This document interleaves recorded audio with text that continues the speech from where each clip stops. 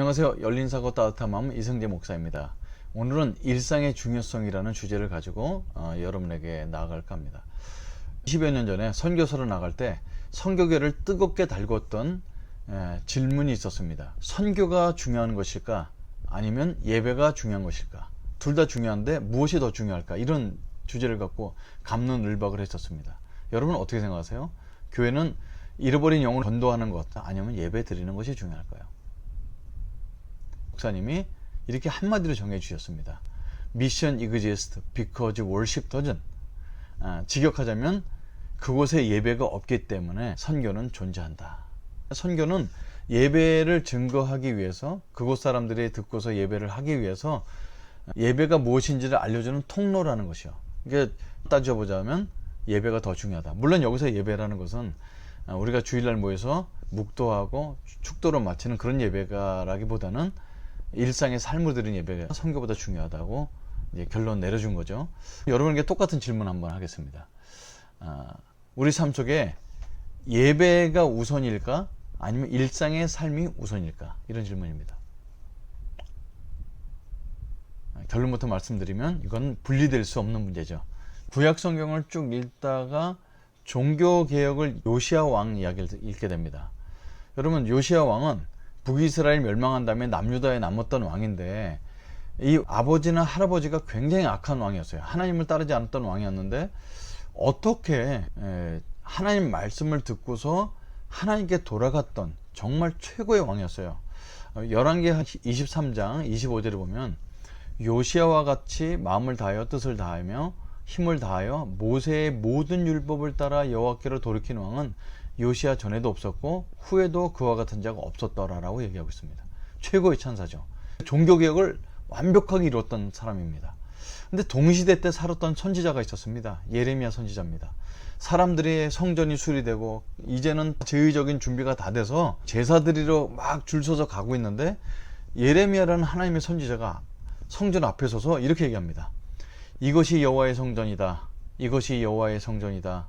이것이 여호와의 성전이다 하는 사람들의 거짓말을 믿지 말라. 예레미야 7장 4절 말씀인데요. 제사를 드리러 가는 사람들에게 초치는 말 같습니까? 여기서 주시고자 하는 메시지가 있죠. 의식을 개혁한다는 것은 굉장히 중요한 것은 사실이지만 그것만을 개혁하는 것은 반쪽짜리의 개혁이라는 것이에요. 사람들이 예배를 드리지만 거기서 만났던 하나님의 뜻을 일상에서 순종함으로 실현하는 것이 중요했는데 유다는 그 정도까지 되지 않은 거죠. 여러분, 우리에게 주시는 메시지가 있습니다. 제사보다 더 중요한 것이 있다는 거죠. 사울 왕을 책망했던 사무엘의 말씀이 있는데 사무엘상 15장 22절에 순종의 제사보다 낫고 순양의 기름보다 낫다. 우리는 제사가 너무너무 중요하다. 예배를 사수해야 된다고 하지만 더 중요한 것은 뭐냐면 하나님 말씀에 순종하는 삶이다, 이렇게 얘기하고 있습니다. 여러분, 구약에 보면 17권이 선지자들의 예언이 담겨 있는데 선지자들은 다 이스라엘과 주변 나라들이 멸망할 것이라고 얘기하고 있습니다. 근데 왜 이스라엘과 주변 나라들이 다 멸망할까요? 어떤 죄를 범했기에?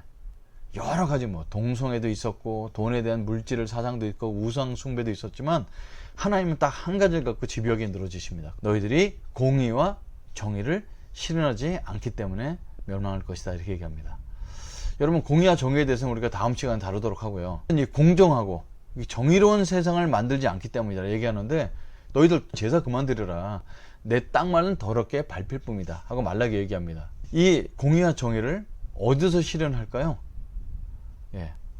너희는 악을 미워하고 선을 사랑하며 성문에서 정의를 세울지어다고 아모스서 5장 15절에 말씀하고 있습니다. 공의와 정의는 예배당 안에서, 성전 안에서 제의적인 방법으로 해결할 것이 아니라 성문, 다시 말해서 일상에서 그것을 실현하라는 주님의 명령입니다. 이것은 구약에서만 나온 것이 아니라 신약에서도 사람들이 복음을 처음 듣고 예루살렘에 남아서 초대교회를 이루었던 모습을 사도행전 2장에 그려놓고 있는데 거기에 키워드를 두 단어를 찾을 수가 있습니다. 첫 번째 단어는 날마다라는 단어입니다. 왜 날마다가 중요할까요? 날마다 성전에 나와서 예배 드렸을까요? 아닙니다.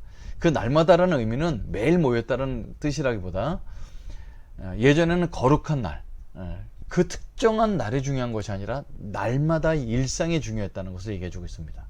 또 하나의 단어는 집에서 모였다 얘기합니다. 성전에서 했던 것을 집에서도 했어요. 아니, 성전에서 했던 거 얼마나 거룩한 일입니까? 근데 집에서 똑같이 했다. 성전뿐만 아니라 집도, 우리의 일상도 거룩한 장소가 됐다는 얘기입니다. 구약이나 신약이나 하나님은 다른 메시지를 전거하는 것이 아니라 우리의 삶, 그 하나님을 향한 그 믿음을 가지고 우리의 일상의 삶이 얼마나 구별된 삶인가 주님은 마음을 두고 계시다는 것입니다. 저는 동전의 양면 이론을 되게 좋아하는데요. 동전이 있습니다. 양면이 있어요. 근데 이것을 쪼개면은요 어떻게 될까요? 동전이 두 개가 되는 것이 아니라 그나마 있던 동전이 의미가 없어져 버리죠. 못 쓰게 됩니다. 우리가 제의적인 방법으로 주님 앞에 나가는 예배와 일상은 똑같다는 겁니다. 이게 너무 또 지나치게 강조해서 일상만 중요하고 교회에서 예배 드리는 거 중요하지 않다 그러면 이게 어렵죠. 왜냐하면 우리가 일상에서 살아갈 수 있는 힘을 또 공적인 예배를 통해서 교제를 통해서 얻어나가기 때문에 이게 두 가지는 똑같이 동전의 양면처럼 중요하다 볼 수 있습니다. 그래서 지난 기독교 130년 동안은 우리는 예배 드리는 것에 목숨을 걸었는데 이웃을 사랑하는 마음으로 드러나야 되지 않을까 이런 생각을 가져봅니다. 지금은 이제 코로나19로 인해서 비대면의 사회적 요구가 있어요. 우리 교회에서는 예배를 공적으로 사람들이 와서 옛날처럼 그렇게 써서 드릴 수가 없게 되고 소모임도 지금 절제를 하도록 권면을 받고 있는 때입니다. 우리는 할 수 없이 필수적인 활동을 마스크를 써가면서 아주 조심스럽게 할 수밖에 없는데 결국은 우리의 일용할 양식과 연결되는 일이라고 생각합니다. 그래서 필수적인 활동에 집중해야 될 그 시기에 우리는 그리스도인의 일상은 더 큰 의미를 갖게 되었다는 사실입니다. 그래서 우리가 일상 속에서 빛과 소금으로 살면서 일상의 예배가 되는, 그래서 일상에 순종하는 삶을 통해서 생활 선교사로 살아가는 것이 너무 중요한 시대가 되었습니다. 그래서 첫 번째 강의로 우리의 일상에 예배 드리는 그 삶, 너무나 중요한 삶이 되었고 일상에서 빛과 소금으로 살아가는 것이 주님께서 기뻐하시는 순종하는 삶이다라는 것을 여러분과 나눴습니다.